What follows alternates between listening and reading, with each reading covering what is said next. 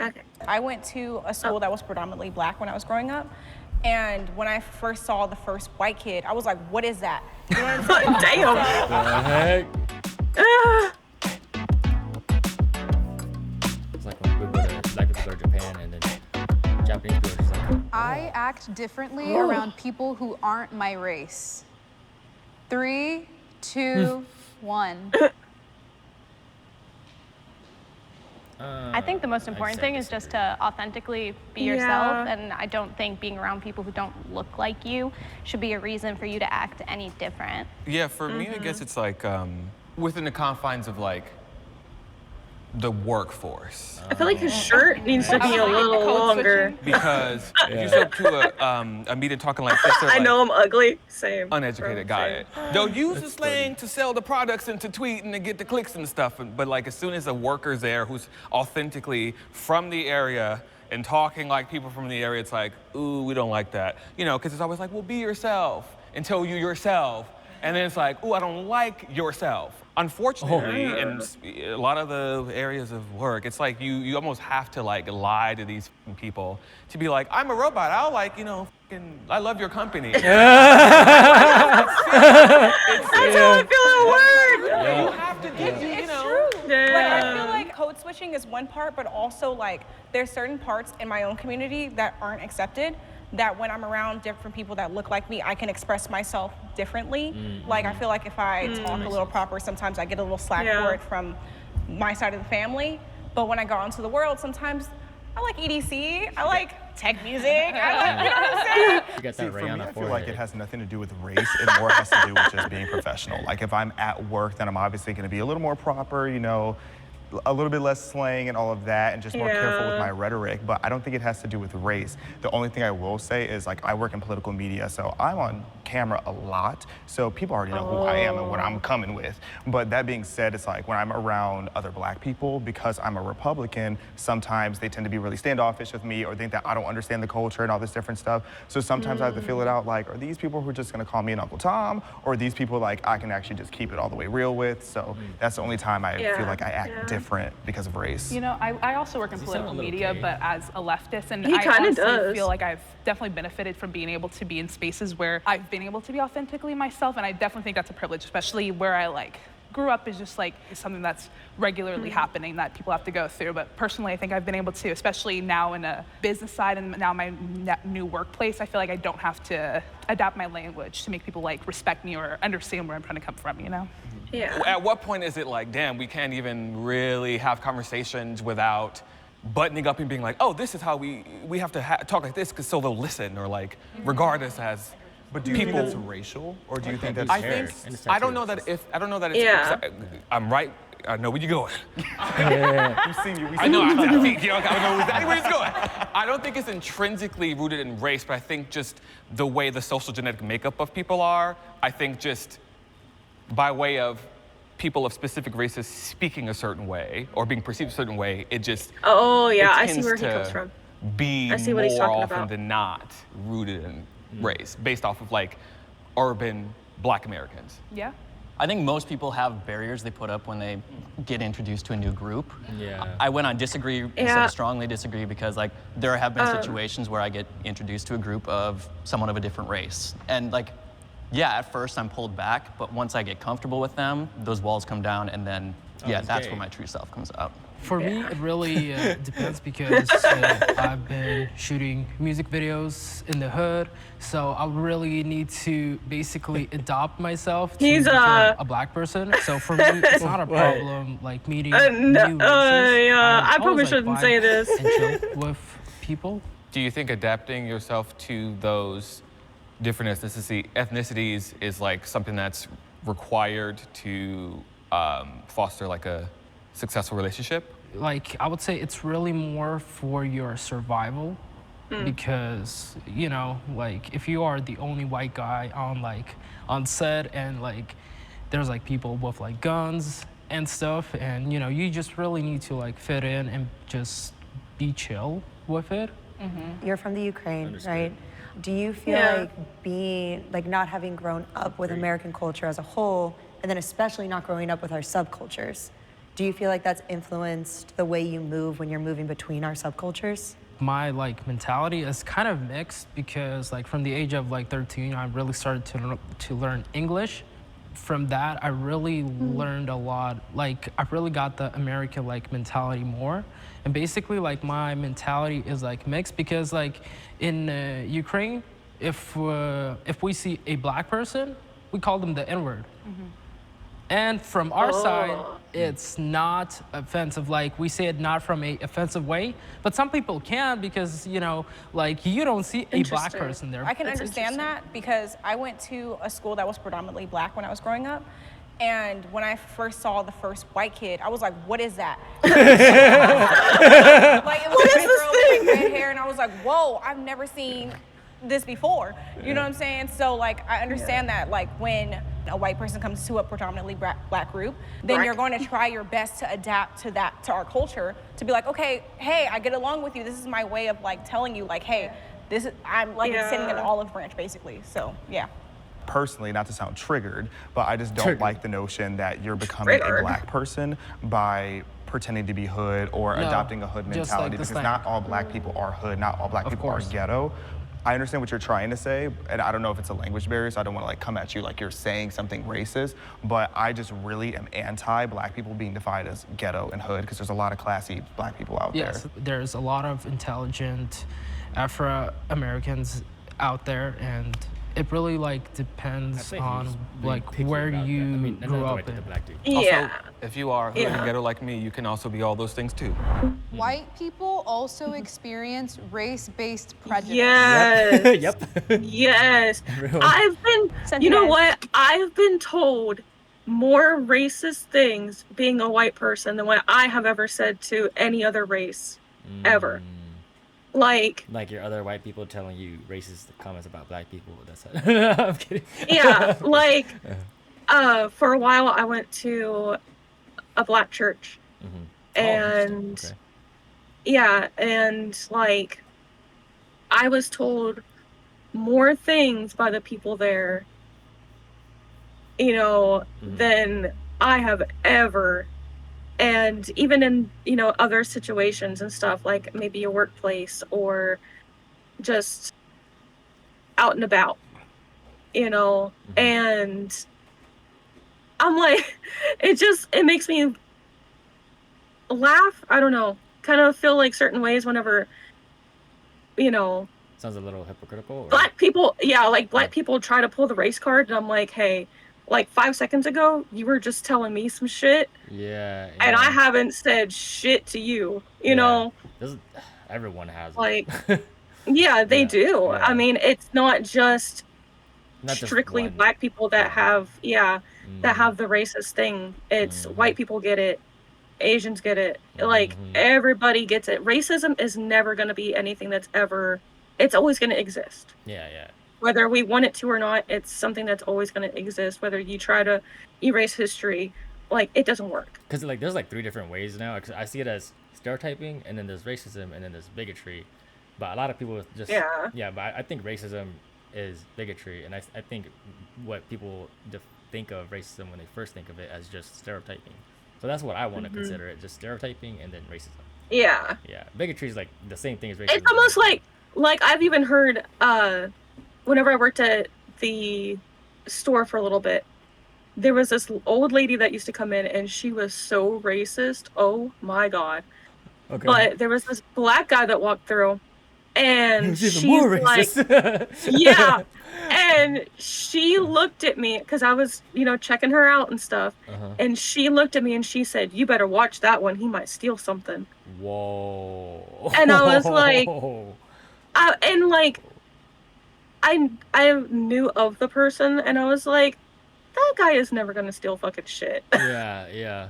You know? Back in high school, my Filipino friend, I went to his house, and I was a kid. I had like baggy jeans, and then I went over. His grandma's like, "Hey, he's gonna steal stuff." And he goes, "No." He's like, "No, grandma, he's not gonna steal anything." No. And I'm just. And even like, I was just a not to bring up nerdy Asian kid. Oh, go ahead. Yeah. Like, I'm just, but because I had baggy pants, I'm automatically like a threat or something, or a bad person. Yeah.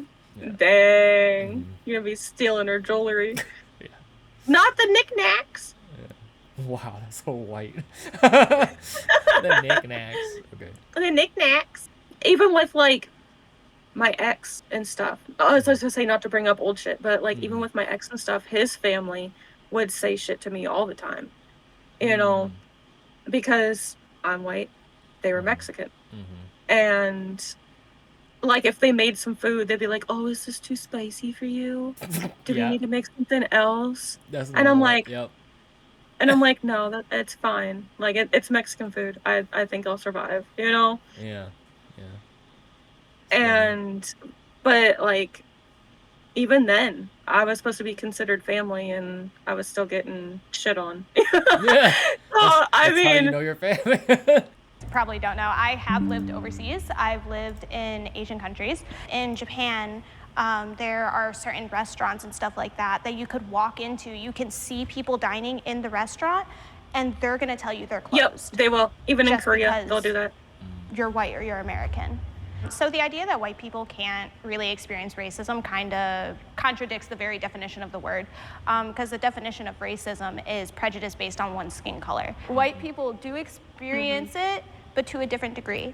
While I do think that our white brothers and sisters in Christ can experience racial-based prejudice, I don't want to overlook the nuance of that prejudice, because it's not necessarily rooted in anything systematic or anything that's gonna actually have long-term effects, knock on wood, that are gonna like debilitate a race or inhibit their chances or possibility of succeeding or being seen as better than POC. I definitely think it's a non-issue, racism towards white people, especially specifically, I want to, like, in America. I don't think it's something that needs to be highlighted as an issue that is a constant threat to lives, day-to-day well-being, progress and success in life in general, because it's not something that's going to inhibit you, and you don't have to walk out your door and think, I'm about to be attacked, like people of color do every single day.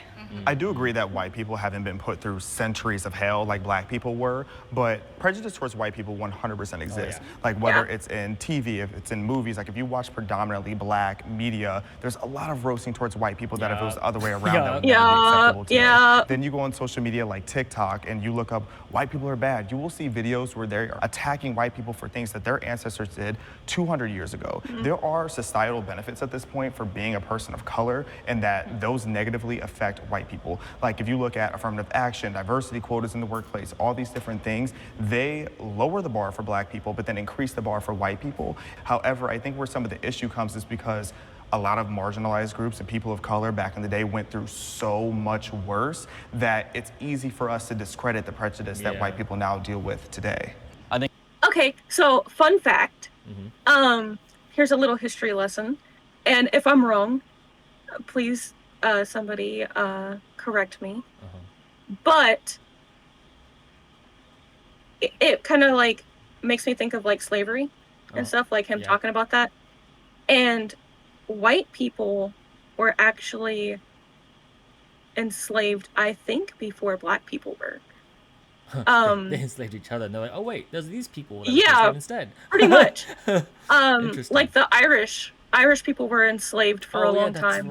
That's right. Yeah. I forgot about that. So it's not just one race. It's been all over, you know. I think Anyways. like on an individualistic level, like yeah, white people get hate all the time. But I think if you zoom out and you look at the big picture, it's a little bit different. And like talking about like YouTube having, you know, racist content for anyone out there, it's like I would have to go and seek that out versus it like coming to me.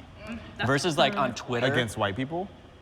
Yeah, I would have to like look for a video being like, oh, people who hate white people. I agree. Like versus like Twitter, I don't have to scroll very long before I see some person making some out-of-pocket comment about and regulation being lifted so people can see that even more so. Right. Absolutely, that's 100% right. And even saying affirmative action, statistically and on paper, white people, white women were benefiting more from affirmative action. What's affirmative action again? Yeah, affirmative action refers to policies and practices designed to address past and present discrimination by actively promoting opportunities for underrepresented groups, particularly in areas like unemployment and education. So basically, just making up the difference is what it is. Right? Yeah. Okay. Okay. Okay. I guess that makes sense. Colleges than any other demographic. So I also don't think that's fair to say, but I definitely get what you mean. And again, I think the prejudice is still there though. And I will say that Black people do deal Kinda with like they prejudice. do in I think workplaces every and stuff, demographic like, you're not deals with supposed to prejudice. There discriminate. are racist people everywhere. Like I But, just like, don't in think colleges systemic and stuff. racism is an issue anymore in today's society. But I do think that there are racist I people wonder out how there. old this video is, because with what Trump is doing right now. I think that there's a really important distinction. Our language is constantly evolving, and you were talking about the definition of racism. Our societal definition has changed to include a systemic part of it. And I completely disagree with this idea that people of color don't have systemic things against them still. Because the fact that we still have the KKK, the fact that we still have these things, and they are in positions of power. As long as that exists, and as long as that's a part of our country's like makeup right now, which it is, and that's our power structure, I don't feel like you can honestly deny systemic racism against the Black community, which is why prejudice is so different from racism. I don't think white people can experience racism in this country, but we can experience prejudice based on the societal definitions we now use. What's prejudice? Preconceived opinion that is not based on reason or actual experience. So prejudice against people from different backgrounds. Preconceived. Well, it sounds racist. That makes sense because it's preconceived. Was it part of that? Opinion that is not based on reason or actual experience. Oh. Okay, so it's like just a small version of racism. It's like the baby from racism that evolves into racism. Almost would it almost kind of be like how you would say, like, you would look at a Black person and be like, oh well, or like if kind of like you and your baggy pants. You know, like if you saw somebody walk in with baggy pants, kind of not dressed exactly the greatest, you're gonna be like, oh, I bet he's gonna steal something. It's probably ghetto or something, Yeah. So I guess maybe something like that. So like that's prejudice, but not really racism. It's just. But then these kind of racism would be like the race itself. Sexually unattracted to a race is racist. I don't think so. I think where the line gets drawn is when if a white male was sitting there swiping and he's just like, I don't like Black girls, they're all ugly. They have too big of lips. I think that's where the line gets drawn. But you can't really help what you're attracted to. Like my fiance is Mexican, and it's like I like him for who he is, not how he looks. I think that we are conditioned to be attracted and to respond to people that we grow up and around with. So homogeneously, we grow up with people who look like us. So when you move into dating and things like that, statistically, you're going to be attracted to people that you grew up seeing, right? However, when you are discrediting a certain race for whatever reason based off their ethnicity, meaning everybody. So for Asians, like normally Asians date within Asians because yes, it's comfortable and we know each other and we live with the same lives, you know. And then also, like when, well, at least for guys. Well, no, this is a whole different point if I bring up the guy thing. But guys don't really date like, you know, white girls or Black girls, or even anything out of their race because it's just easier to get an Asian girl, I guess. Like, because they're more comfortable and they understand Asians easier. Where Asian girls get, you know, hit on a lot by everybody. Yeah. I had another point. Let's just play this and I'll try to remember it. Okay. Who did exist, is existing, and will exist from that race, you are not feeling anything. Cute, I don't control your body or your thoughts, but on one hand, I'm like, let's maybe unpack that. Also, where's my camera? To all the girls that put this in their bios, that's none of our business. Stop doing that. Keep that to yourself. We don't want to hear it. For me, I think putting whatever in their bios. From our condition to be attracted and to respond to people that we grow up and around with. So homogenously. I remember the point now. So like, it's like Asian parents tell you, date your own race. Don't date Black people. Pretty much. And that also comes from like just them being influenced by systemic racism because like they, you know, all they do is watch media, TV, and all that, and then they're portrayed as bad and ghetto people as bad.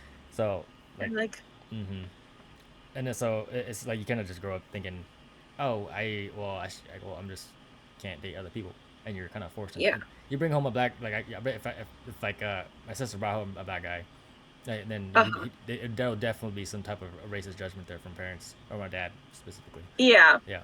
We grow up with people who look like us. So when you move into dating and things like that, statistically, you're going to be attracted to people that you grew up seeing, right? However, when you are discrediting a certain race for whatever reason based off their ethnicity, meaning everybody who did exist, is existing, and will exist from that race, you are not feeling anything. Q, I don't control your body or your thoughts, but on one hand, I'm like, let's maybe unpack that. Also, where's my camera?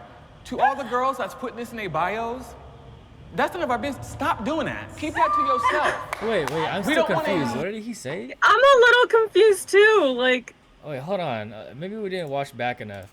You can't really help what you're attracted to. Like, my fiance is Mexican, and it's like, I like him for who he is, not how he looks. Said he's ugly. I think that we are conditioned to be attracted and to respond to people that we grow up and around with. So homogeneously, we grow up with people who look like us. So when you move into dating and things like that, statistically, you're going to be attracted to people that you grew up seeing, right? However, when you are discrediting a certain race for whatever reason based off their ethnicity, meaning everybody who did exist, is existing, and will exist from that race, you are not feeling anything. Q, I don't control your body or your thoughts, but on one hand, I'm like, let's maybe unpack that. Also, where's my camera? Okay, I think I know what he's talking about. Yeah. He's just like, oh, I don't date Asian guys, or I don't date Yeah. that guys. Or like sometimes you'll see girls that are like looking for a black guy, you know, or something like that. Like I know a Vietnamese girl in high school like, that only dates black guys. I'm like, what? Okay. To all the girls that's putting this in their bios, yeah. That's none of our business. Stop doing that. I feel like that took us way too long to actually understand that. Yeah. Are we on this? Are we on the same level like, as stupid? We're talking about conditioning and how we grew up, right? If you go to like South Africa, for instance, which within some of our lifetimes had apartheid. If you grow up in that, especially as a black person, where you're constantly being mistreated by every single white person, and you're conditioned to be like, white person, no thank you. I don't think that's racist. I did not grow up in South Africa with apartheid. Yeah. However, like I said, the nickname of my town was Clanty. Like a lot of my interactions growing up were incredibly racist, and I'm dating a white guy. So I totally get what you mean. I don't want to discredit black people or anyone who's had those kind of situations, because it's not that they're not dating white people. It's definitely, it's more like they're cautious. I think you used the perfect word earlier. Is it conditioned? I was thinking. Now let's reread the prompt. It says being sexually attracted. That's what I was just doing. Yeah. Being I was like, wait a second. Okay, they moved. Let me see. Like, what was this prompt again? Being sexually attracted, unattracted to another race is racist. And then now they moved from disagree to agree. Thinking about it on terms of me being a black woman, I feel like it's a lot different when it is a black woman going into dating someone that is not of their race. I can tell you from my experience with dating Hispanic men, white, whatever, they've only seen Jerry Springer and Maury. It's like they have a whole different idea of what a black woman is. Yeah. Like before my husband changed. I actually have a coworker, he's white.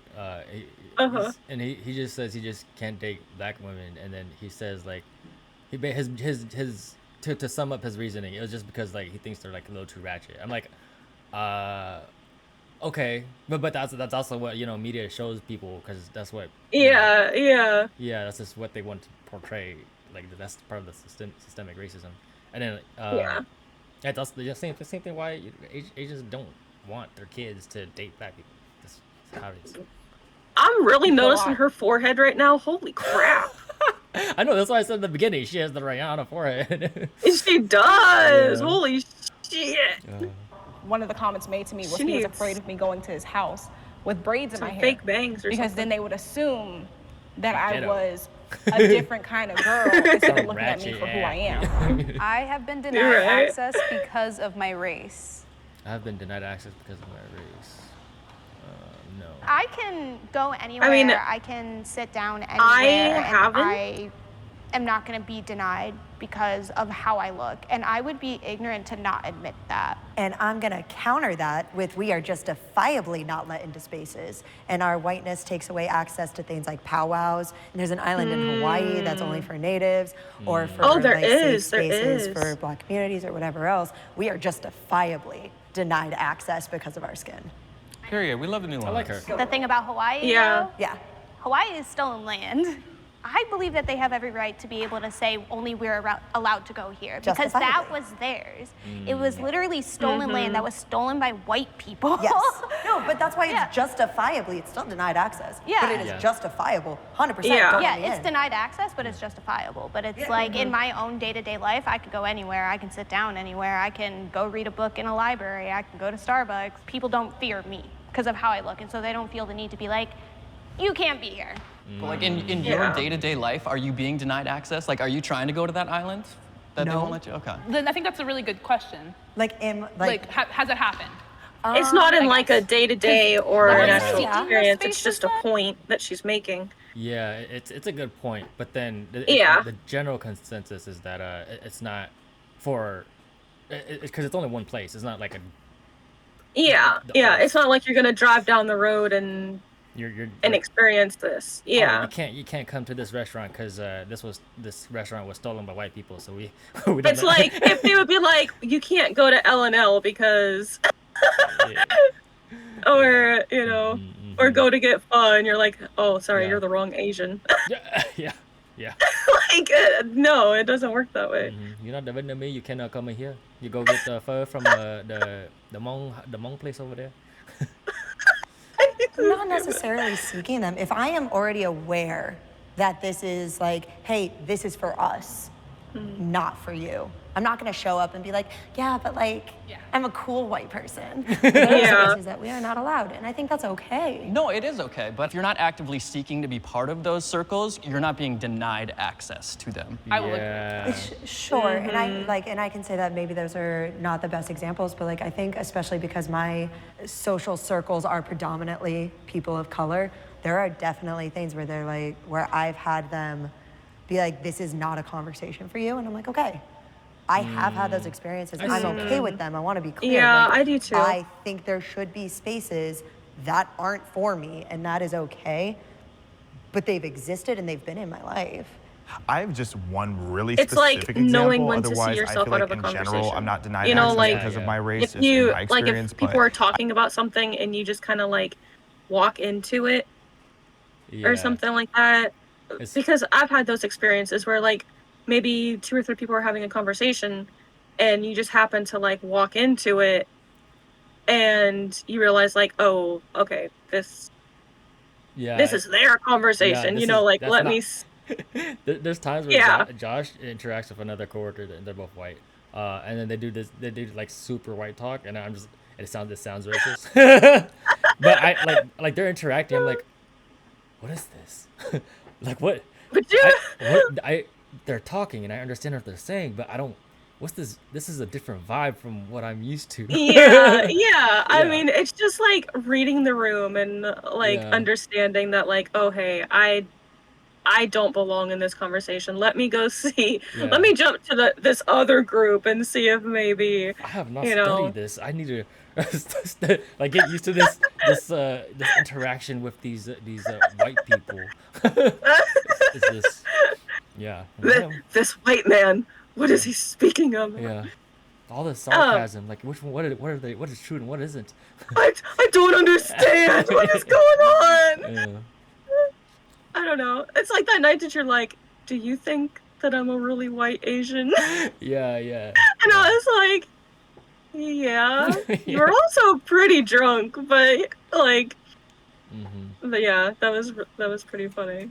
I had an ex whose stepfather was wildly racist, like Nazi memorabilia, like just insane individual. And I was never allowed over her house because of him. And the one time that I kind of snuck in, he was staring at me through the window. And I'll never forget that in my life, the way that man was staring at me through the window and then cursed out his kids for having me in the house. That man's now in prison for doing God knows what. Wow, yeah. I was looking for funding for my film, and most of them are for colored people. And I totally understand that, and there is like not many that I found that are for like everybody. My mind would be like, damn, I cannot do it. Like I cannot apply to it. But from the other side, I understand that the Black community, like you guys need to get get your movies out there. If anything, I feel like I've been invited too much.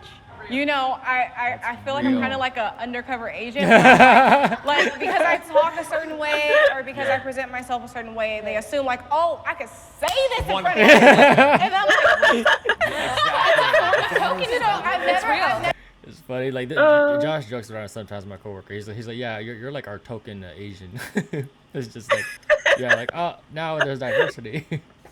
Yeah. Actually, I'll say that too. I've been tokenized so many times. I'm like, I want we that. have to have you here. We need young black representation. And I'm like, Yeah. I'm gonna stay home. I am proud of my race. 3, 2, 1. I will go first, and I will stand 10 toes in. I was just being ironic to stand over there. Cried a little bit. I think that, like, and I'll just keep it specific to my experience or what I know. As Black Americans, we're pretty much the top culture that gets replicated, referenced. People scoot in and scoot out because they want to seem cool. Even, you know, Yeah. K-pop came from copying American stuff, which is Black culture, Yes. because it's all music Yeah. and hip hop and Yeah. it's like the dominant culture. I mean, yeah, I mean, even like, I am a BTS fan, you know, they came to America to learn from, there's a video, it's called American Hustle. And they spent a chunk of time over here learning about music, and they worked with a vocal coach and, like dancers and all kinds of shit. They had to do like raps and like all this shit working with these certain artists. I think they worked with like Snoop and yeah, like, and it's just this chunk of shit. I was gonna send it to you the one day and I didn't. But a lot of it's just like this, so that they could learn, and then they brought it back and did. And I mean, look made at it them their own now. thing. Yeah. Yeah. And now I mean, like people used to think Asians can't dance. You know where we got it from? we got it from Black people. We learned to get good from Black people. Sing and dance. Yeah, we had no talent. We were just smart. That was it. That's all we had. Whoa, no, holy look, there's crap. only talent and no smart. Can you say we culturally appropriated them? Cool and interesting and stuff, and I think that that's so kind of us to like kind of like be beaten down for so long and be kind of separated from our African roots, create names for ourselves, culture, language around our identities as Black Americans, and have that be a thing that's just reverberating across the globe. I think that's so cute, can never be replicated, can never be understated, and I love that about it. That was kind of the start of my like thought process too, like just the basis of being torn down so adamantly, so regularly for hundreds of years in law even, like it is insane that we are here today to even be on camera, to even be in a place with other white people. Like it is a beautiful thing that we have been able to flourish in such dirt, like literal filth and grime that our ancestors had to go through, and even our grandparents had to go through. Like in my 8th grade year. And you see, it's so bad. Like the history is so bad that you see how the white people are on the left, the Black people on the right. Like that's how like history is affecting even this video. Yeah. Yeah. Yeah. Even the guy that, I mean, he's over there, and I mean he's not Black, but he's you know he works with Black people. He's been in the hoods. He's cultured is what he is. He's cultured. Yeah. Yes. Your book I saw recently said like the South will rise again. Like, and this was 2015. So like this is such a day-to-day thing, and I am proud to be Black, and it's hard to say that. Like it was hard to say that as a kid, like, or else I could be called the N-word, I could be reprimanded, and I feel so blessed to even be able to think that. Everybody needs to be proud of their race and stop this like racist bullshit, because like you could be green, red, Black, white, Hispanic, like it doesn't matter. I agree with like what you're saying, because my own personal belief is that You know, I'm pretty sure every race has like they're prideful of something, like like Koreans. You know the saying Korea #1. You know, like they're just good at everything, and then like they are. And like the racist thing is like, oh, Black people can sing and dance, and same with Filipinos, they can sing and dance. That's generally they're just you know good at that. Yeah, holy crap! I was like, huh, what's the thing about white people? White people are racist. That was like White people are the best at not seasoning food. Oh yeah, they can't take their spices. They the white women will fall in movies all the time, and die first. Yeah. Oh, actually no. Yep. They actually know black people die first in scary movies. At least most of them. It's fun. What movie was? I think it was Jaws. Jaws was the first movie I seen growing up that the black person didn't die first. I was like, whoa, what? What? What's happening? This isn't normal. Yeah. At the basis of who we are is that we're all I think just I people. season my food We're pretty not well. a skin tone. But because of those before me, I now have to fight back against the idea that all white people are racist. I remember being in 4th grade and learning about the Holocaust for the first time and saying, I don't want to be German anymore. Meanwhile, my mother's whole family is German. American history, you look at things like slavery, you look at things like Jim Crow laws, segregation. There is so much awful stuff that has happened. You know, like growing up as a Hmong guy, like Hmong people, at least guys, generally become gangsters because, our parents are first immigrants, like and stuff, and like so growing up as a first generation, like I didn't even finish college. Like my sister's the only one in my family who finished college, and generally guys go to jail and girls go to college. That's like the normal thing. If anybody's watched Gran Torino, Clint Eastwood, he's the main character in there. They kind of go and show what like Hmong people are like, which is pretty cool. Like not all the whole movie is completely true because I saw them like kind of chop a chicken's head off, but we don't do that. Like no, that's not. Yeah, anyways.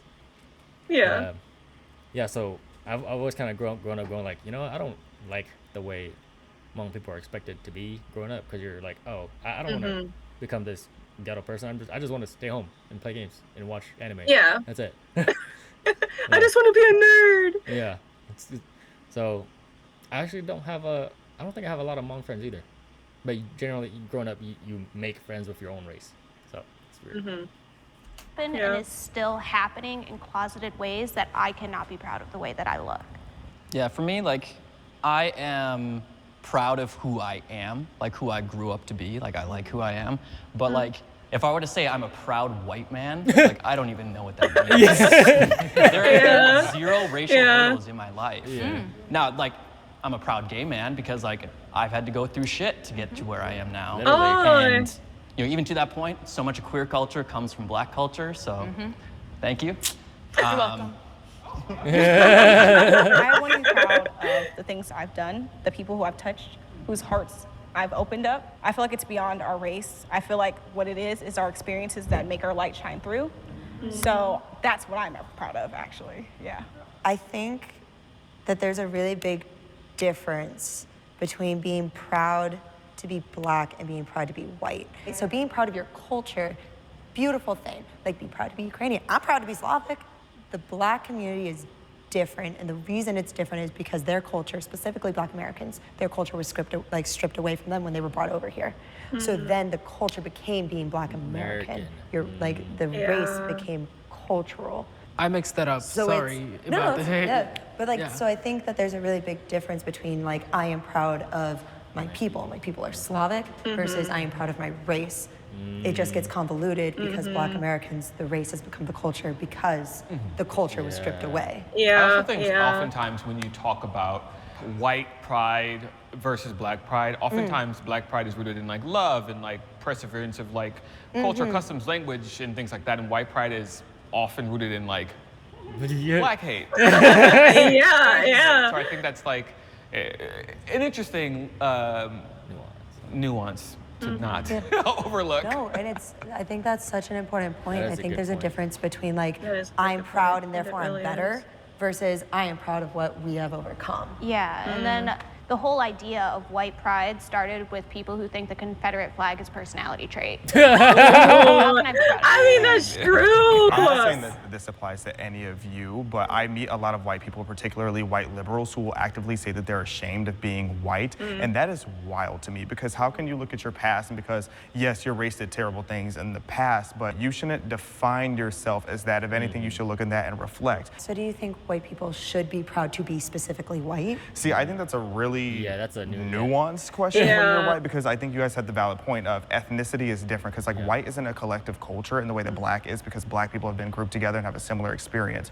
But like white, like Italian American, you should definitely be proud of being Italian American. You should be proud of being Slavic American. You should be proud of your lineage. But just to say, oh, I'm proud to be white, like, yeah, that has a weird connotation to it because it's not a collective culture. But what I really want to emphasize. That's why people say white people don't have culture.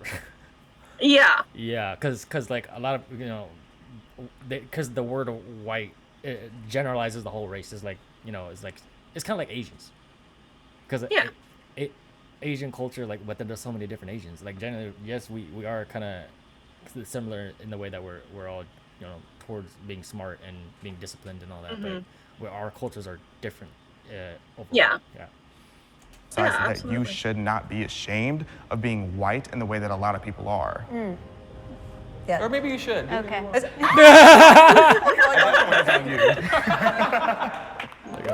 good video. That was a good video. See, I did good. I picked a good video. See. I don't know about that.